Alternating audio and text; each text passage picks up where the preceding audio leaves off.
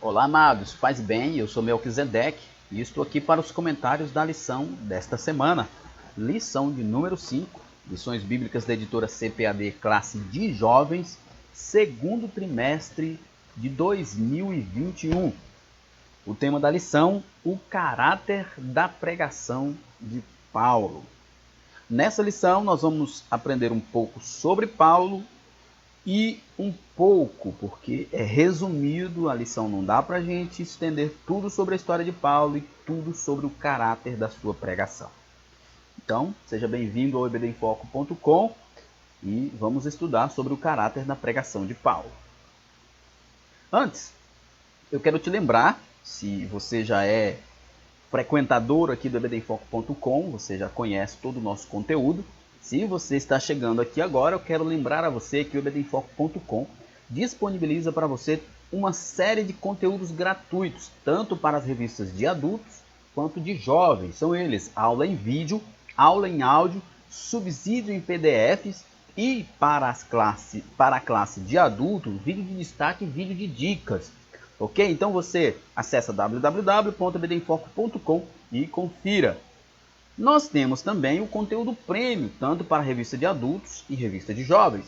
Se você já faz parte da família ebdemfoco.com, você é assinante do ebdemfoco.com, então você já tem o slide em PowerPoint, o curso baseado no tema da revista e os estudos em PDF. Se você está chegando agora aqui no ebdemfoco.com, acesse, faça a sua inscrição, seja assinante e você terá direito aos slides em PowerPoint, slides bem coloridos, editáveis para você usar da forma que você quiser na sua escola bíblica, além do curso baseado no tema da revista e os estudos em PDFs para culto de ensino, encontros e assim como você preferir. Nós temos também um canal via WhatsApp para você receber subsídios gratuitos. Você salva nosso contato aí no seu telefone com o DDD 94 98409 2869, ok? Então vamos para a nossa lição. O nosso texto do dia se encontra em 1 Coríntios 2 e 4 e diz: A minha palavra e a minha pregação não consistiram em palavras persuasivas de sabedoria humana, mas em demonstração do Espírito e de poder. Nós temos aqui talvez um dos versículos mais esclarecedores e profundos da carta de Paulo, da primeira carta de Paulo aos Coríntios. Ele está resumindo o caráter da sua pregação. Ele diz, olha, eu, apesar de todo o conhecimento, apesar de toda a sabedoria judaica, grega, romana, eu não vi até vocês com palavras persuasivas, como os estoicos, como os filósofos gregos. Não, eu não vim dessa forma. Eu vim apresentando a vocês o Evangelho. O Evangelho que lá em Romanos, capítulo 1, ele diz que não se envergonhava porque é poder de Deus para a salvação de todo que crê. Paulo está dizendo que ele não se importa em mostrar as suas credenciais das faculdades que ele estudou, das graduações, pós-graduações e doutorados que ele tinha. Ele só queria ser fiel ao Evangelho, porque ele acreditava que o Evangelho era o poder de Deus. E para nós é o poder de Deus para a salvação de todo que crê.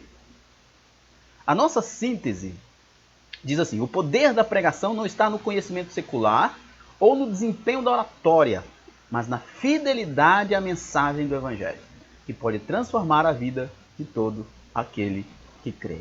Essa é a verdade, esse é o caráter da mensagem de Paulo, o Evangelho, o Cristo da cruz. Esta é a mensagem de Paulo. Ele poderia usar todos os seus dotes intelectuais para conversar com os gregos ali de Corinto, mas ele lembrou que ele foi chamado para ser fiel ao Evangelho e não para receber elogios por sua performance. Vamos lá. Nós temos aqui uma orientação pedagógica, né? Que diz assim: a sabedoria de Deus é revelada aos seres humanos de que forma? A sabedoria de Deus é revelada em Cristo. Para os judeus era muito difícil aceitar um Cristo que foi crucificado, pois para eles a cruz era um símbolo de maldição. Os judeus, que eram muito religiosos, né, muito farisaicos, eles entendiam o seguinte: existe o profano e existe o sagrado. Um homem que se fez profano, maldição, não pode ser salvador. Por isso, para eles, era algo inadmissível. Por isso, Paulo enfatiza que o centro da sua pregação era justamente a cruz de Cristo. É importante demais o professor explorar esta ideia da cruz de Cristo como centro de toda a nossa pregação. Tem um certo hino, que eu não me recordo o número dele aqui, mas tem um hino na nossa harpa cristã que diz: tema para o bom pregador, o Calvário. Quer ser um bom pregador? Quer ser um bom ensinador? Você que está nos assistindo, nos ouvindo, pregue Cristo na cruz, como Paulo. O nosso texto bíblico, nós estamos estudando a carta de 1 Coríntios, óbvio, então nós estamos agora no segundo capítulo, e o texto bíblico é do verso 1 até o verso 3, mas óbvio, você precisa ler todo o capítulo 2. Segundo o pastor Luiz Saião, na verdade, para você compreender melhor, você precisa ler os dois, tanto o capítulo 2 quanto o capítulo 3, que está dentro do mesmo contexto. Nossa introdução. Nesta lição, veremos que, embora o apóstolo Paulo tenha tido uma boa formação educacional e religiosa, seu compromisso como apóstolo de Cristo era com a mensagem do Evangelho.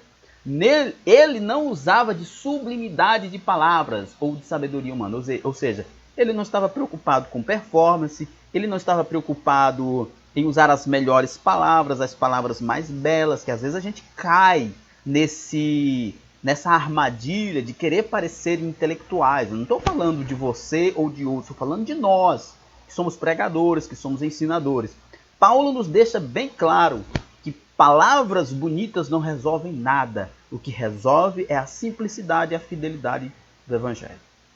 Seu objetivo não era impressionar as pessoas com a sua oratória, e ele era bom, mas levar os crentes e seus ouvintes a um conhecimento mais profundo de Cristo. O objetivo de Paulo sempre foi fazer com que as pessoas conhecessem Cristo através da pregação do Evangelho.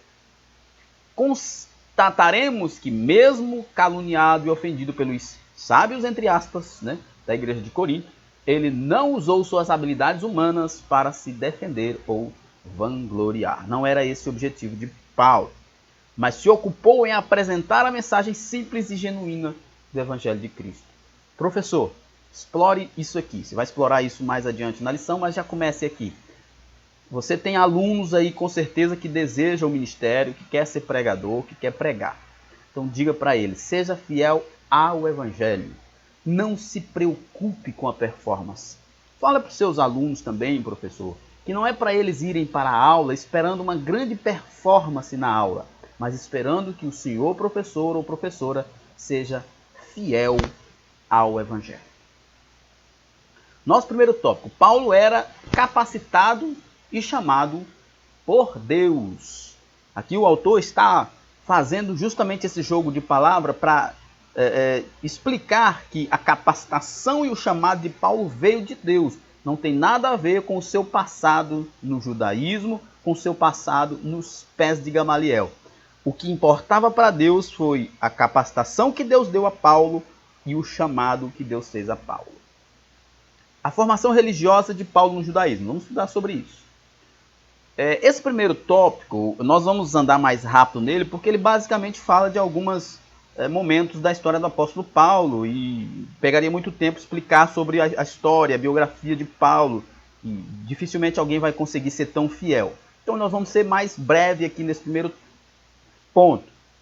Como todo judeu, ele recebeu uma educação familiar e também na sinagoga, estudando algumas disciplinas seculares além do Pentateuco. Segundo os especialistas,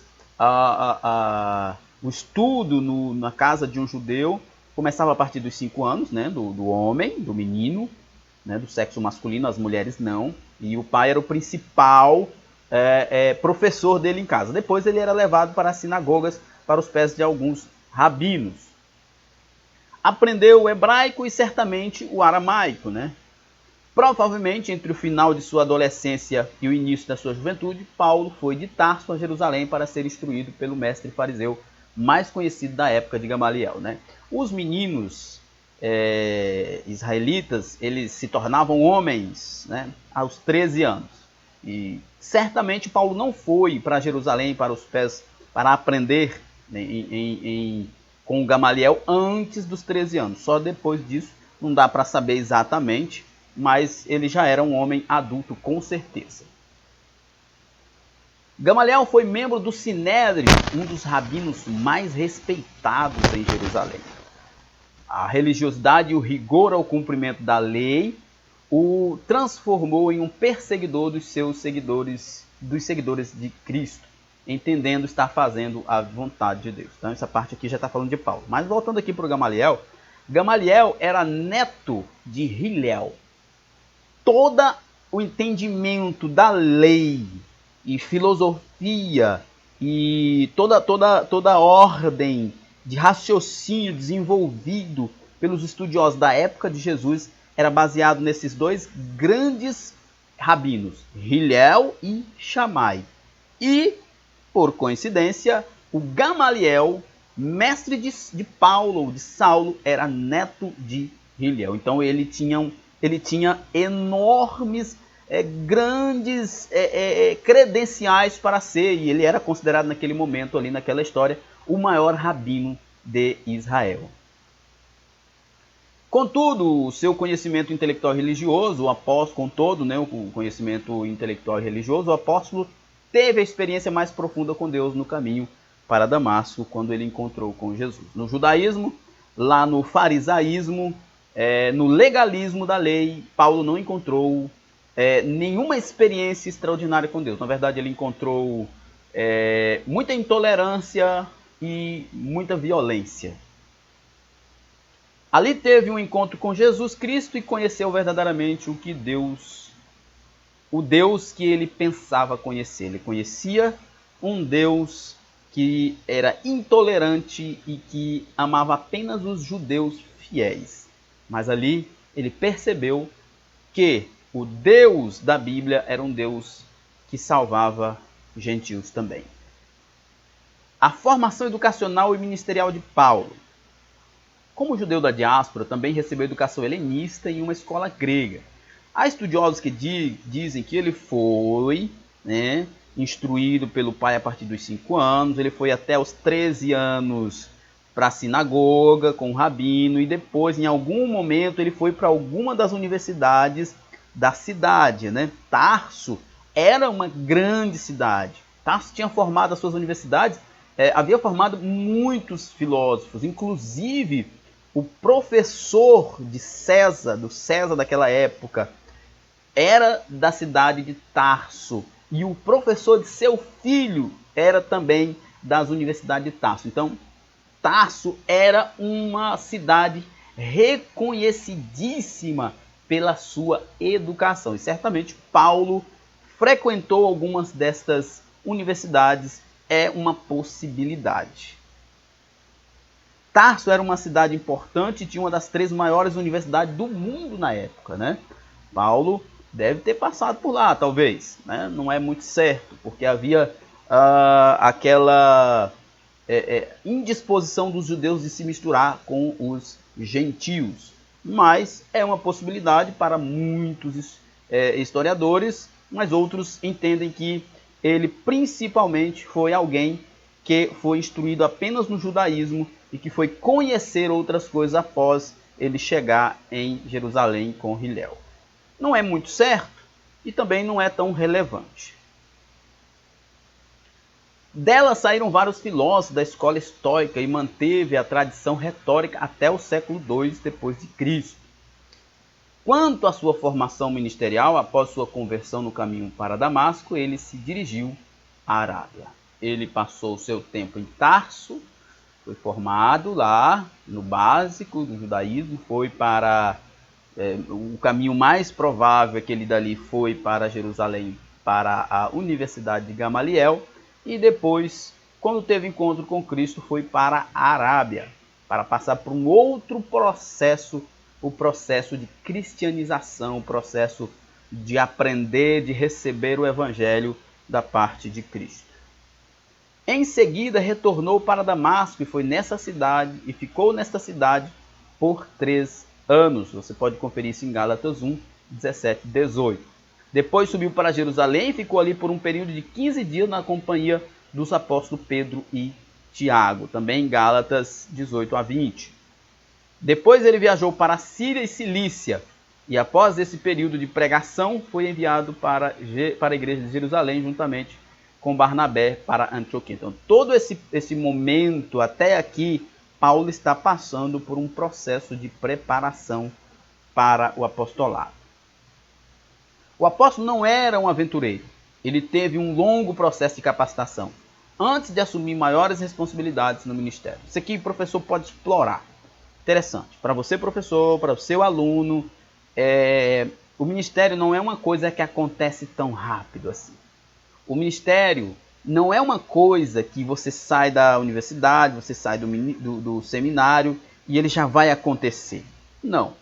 O ministério não é quando você recebe, né, que tem muitos aí que recebem aí algumas revelações, alguns revelamentos e já querem dizer que são pregadores, já estão pelas internets, tudo isso. Perdão, irmãos. O ministério, ele é antes de tudo uma capacitação divina e acontece no momento certo. Autoridade do apostolado. Quando escreveu aos Gálatas, Paulo afirmou que o seu chamado, a exemplo de outros profetas do Antigo Testamento, se deu quando ele ainda estava no ventre de sua mãe. Isso não quer dizer que o apóstolo sabia desde o início que seu chamado seria com os gentios, mas que Deus, na sua presciência, na sua soberania, já sabia disso. Deus havia escolhido Paulo antes de nascer. Paulo passou pelo processo de aprender o judaísmo, Paulo passou pelo processo de aprender com Gamaliel, Paulo aprendeu o zelo dos fariseus para depois ele conhecer os dois lados e ser um missionário dos gentios. Paulo assevera que entendeu o seu chamado quando o Senhor revelou a ele o seu próprio Filho Jesus. Se Cristo não for revelado às pessoas, ninguém vai entender o que é salvação, minha gente. Por isso que Paulo era tão fiel ao Evangelho e nós precisamos ser fiéis. O professor precisa explorar isso com seus alunos. Paulo diz claramente que ele só entendeu o seu chamado quando ele foi revelado, quando Cristo foi revelado a ele. Se Cristo não estiver presente na mensagem, no hino cantado, na mensagem pregada, no estudo da escola bíblica, se Cristo não estiver presente, é uma total perda de tempo. Dessa forma, ele argumenta que não fora chamado pelos apóstolos, mas pessoalmente pelo Jesus ressurreto, defendendo assim a legitimidade do seu apostolado. A legitimidade de uma conversão é quando é pelo Evangelho. A legitimidade de um ministério é quando é chamado por Deus. Cristo é o centro. Esse relato é relevante quando se avalia a autoridade do seu apostolado e de seus escritos inspirados pelo Todo-Poderoso. Ele defendia a legitimidade do seu apostolado devido aos questionamentos dos falsos mestres. Paulo enfrentou muita gente dizendo que ele não era apóstolo de verdade, porque ele não havia andado com Jesus e que antes dele ser apóstolo, ou se dizer apóstolo para aquelas pessoas, para os falsos mestres, ele tinha perseguido os cristãos. Então, eles achavam isso estranho. E aqui fica uma lição. Essas pessoas legalistas, elas sempre acham impossível que o evangelho transforme o mais vil pecador. O professor pode explorar isso aqui com seus alunos. Nós não podemos, em hipótese alguma, dizer que é impossível que fulano seja salvo. É impossível que aquele jovem problemático seja transformado. É impossível que aquele irmão tenha conserto. Não, não é. Não é impossível, porque o evangelho é que é o poder de Deus e não os nossos conceitos ou preconceitos sobre as pessoas.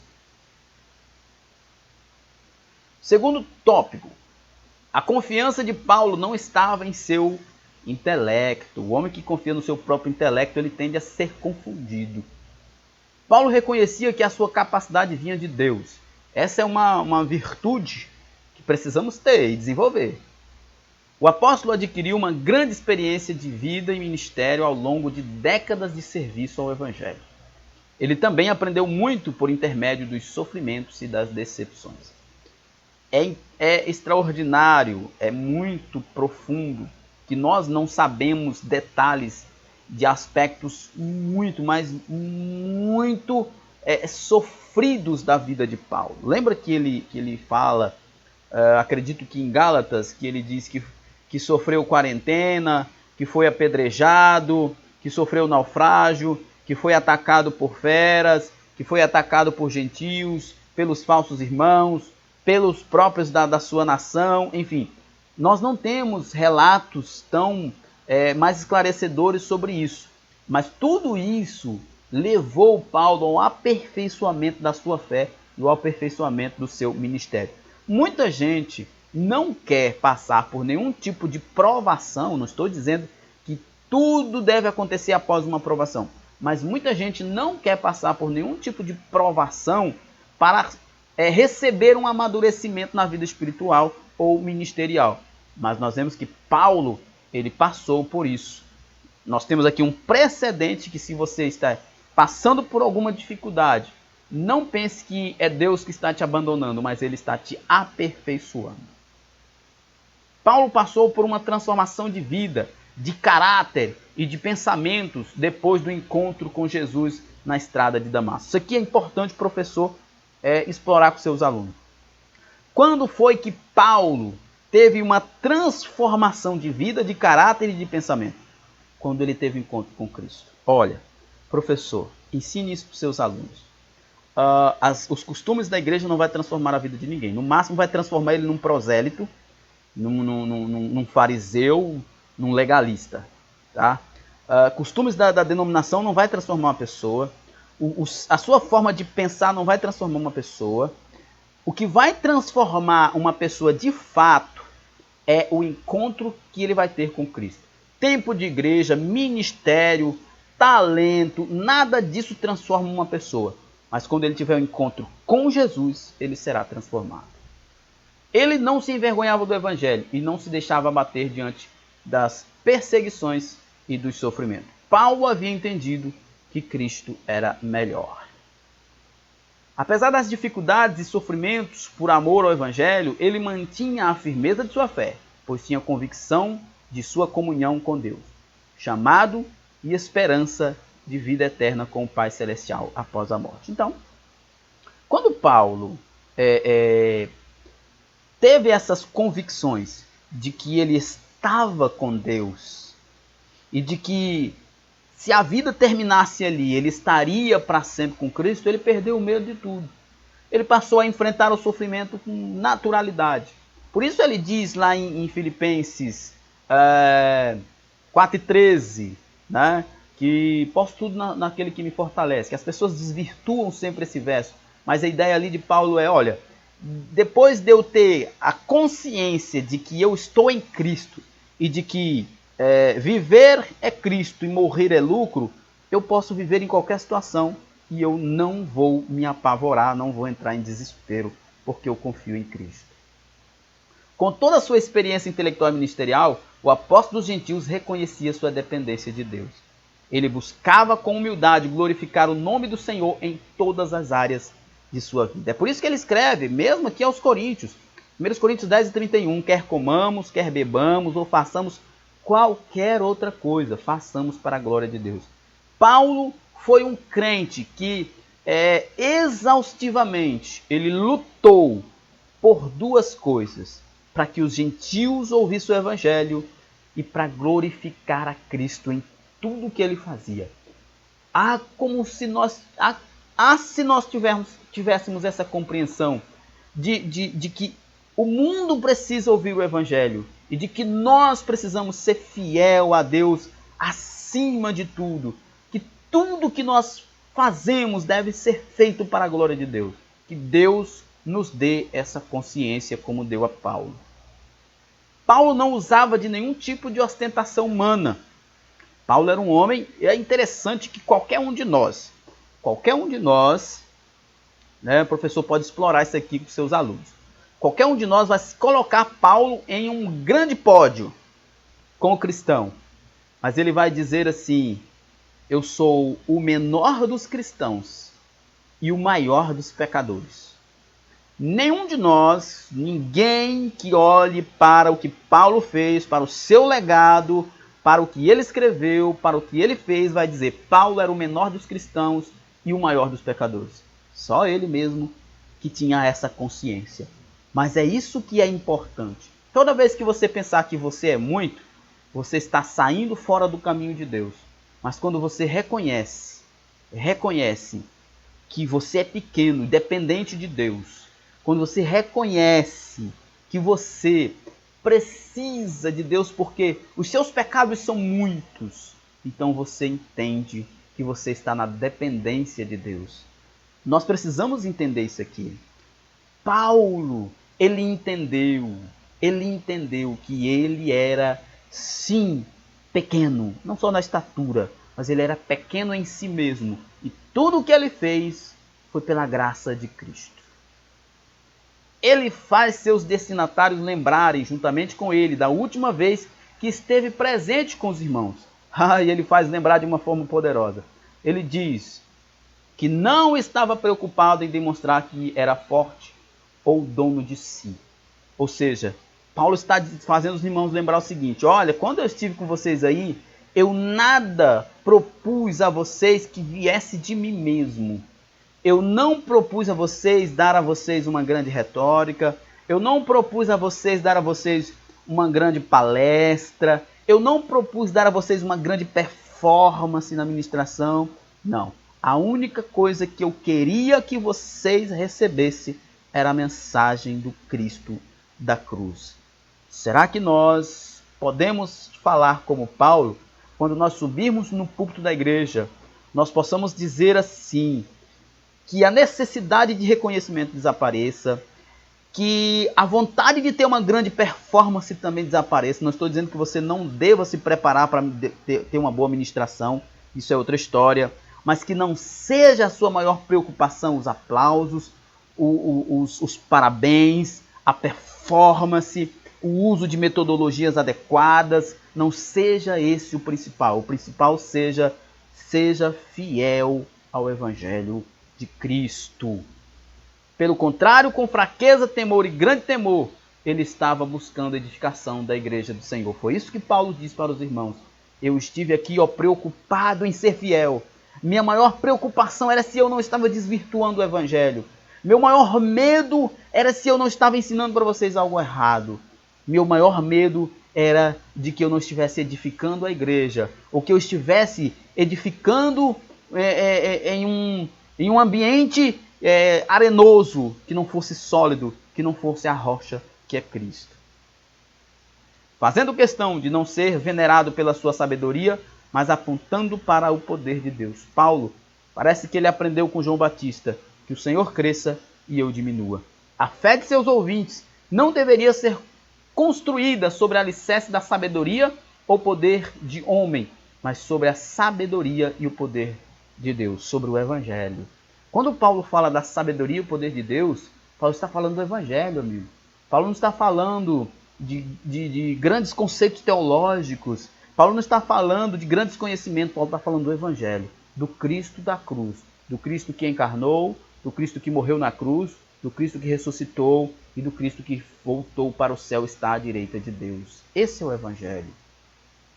O apóstolo Paulo certamente agiria de maneira contrária a muitos pregadores dos dias atuais, que se parecem mais com adversários dele em Corinto. Amei essa charge aqui no slide. Chega geralmente esses pastores de internet dizem: receba a minha oração de poder.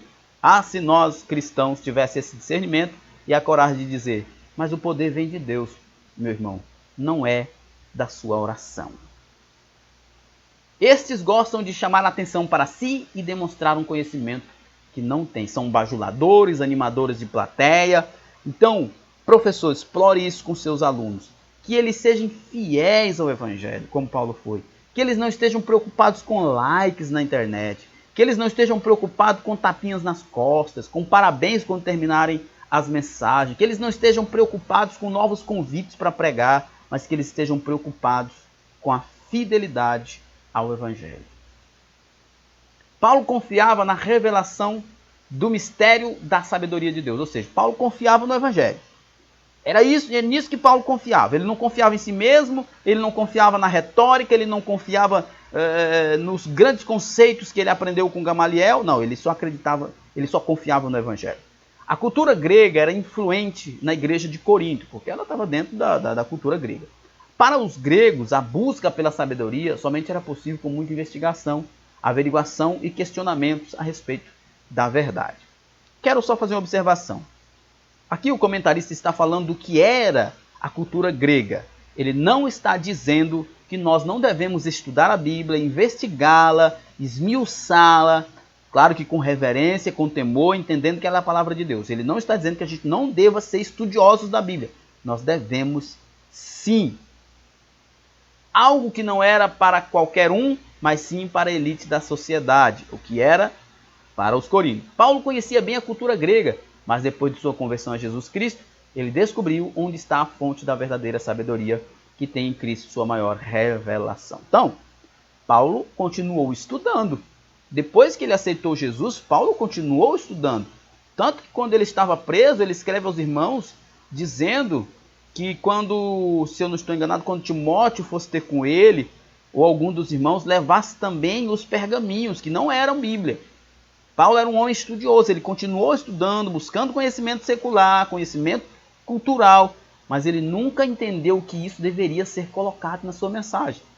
Ele sempre entendeu o seguinte: por mais conhecimento secular que eu adquira, por mais conhecimento teológico que eu adquira, a mensagem deve ser sempre centrada em Cristo, sempre o Evangelho de Cristo. O autor da carta aos Hebreus afirma que Cristo é o esplendor da expressa imagem da glória do Pai.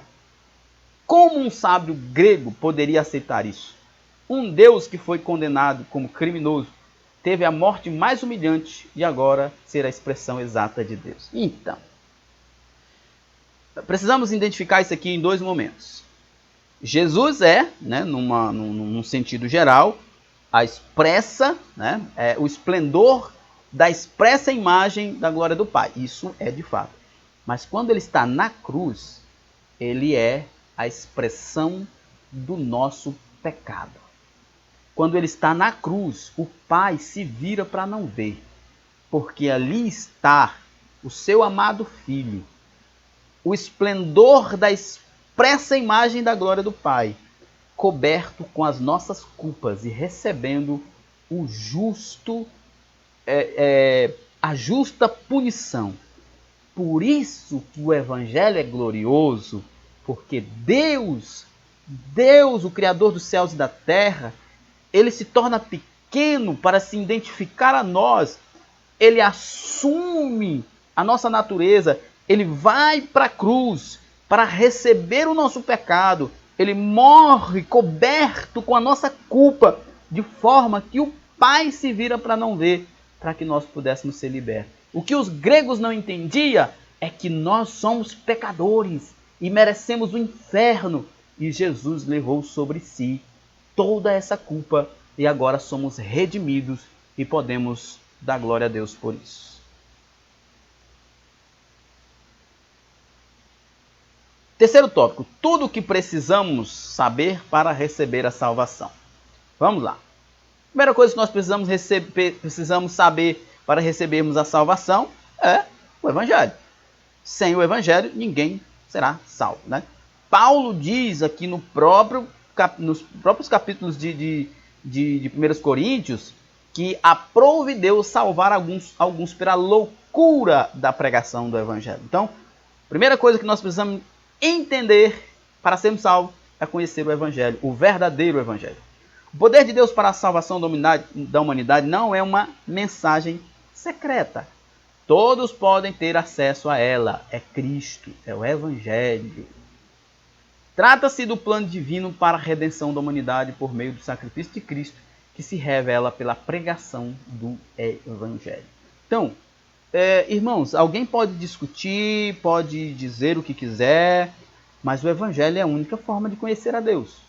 O Evangelho é o único poder que Deus disponibilizou para a salvação daquele que crê.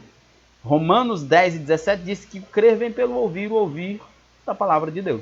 Se você não ouve o Evangelho, e nesse sentido eu não estou dizendo apenas uma pregação esporádica, mas o verdadeiro Evangelho, você pode estar na igreja, mas sendo um crente falso, porque viveu ou vive recebendo um falso Evangelho.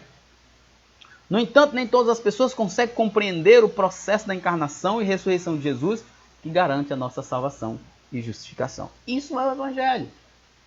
Reencarnação, crucificação e ressurreição. Isso é o Evangelho. Se nós não compreendermos isso e não aceitarmos isso, nós não estamos compreendendo o Evangelho. Essa era a situação dos sábios gregos. Para o homem natural, especialmente os gregos, crer na vitória da cruz era uma vergonha e maldição. Eles, que eram um povo que cultuavam heróis que venciam nos campos de batalhas, heróis que venciam pela força e sabedoria, eles agora ver um Salvador numa cruz, para eles era algo vergonhoso, era loucura e impossível de acreditar. Então, querido, aqui tem uma lição extraordinária desses sábios de Corinto, dos sábios gregos. Se nós não admitirmos a cruz de Cristo, não tem salvação. Por mais que você frequente igreja, por mais que você cante, por mais que você faça o que você quiser, seja um religioso de carteirinha, mas se não admitirmos a cruz de Cristo, não teremos salvação. Isso é que o apóstolo Paulo chamava de loucura da pregação para esses homens. Assim, só o Espírito Santo pode regenerar o coração do homem natural e fazê-lo compreender e aceitar a mensagem da cruz. E, aliás, isso é importantíssimo. Nós precisamos admitir a mensagem da cruz. Nós precisamos admitir o Cristo da cruz. Mas isso não vem pela performance, nem pelo conhecimento ou pelo amedrontamento que muitos pregadores fazem. Não, é o Espírito Santo quem opera. A pessoa ouve o verdadeiro Evangelho e o Espírito Santo opera, dando a ele a clareza. A Bíblia diz que é o Espírito Santo quem convence o homem do juízo, do pecado e da morte. É o Espírito Santo quem convence. Disposição para receber o Espírito de Deus. O apóstolo Paulo coloca, de um lado, os que receberam o Espírito do mundo, do outro, os que receberam o Espírito Santo que vem de Deus.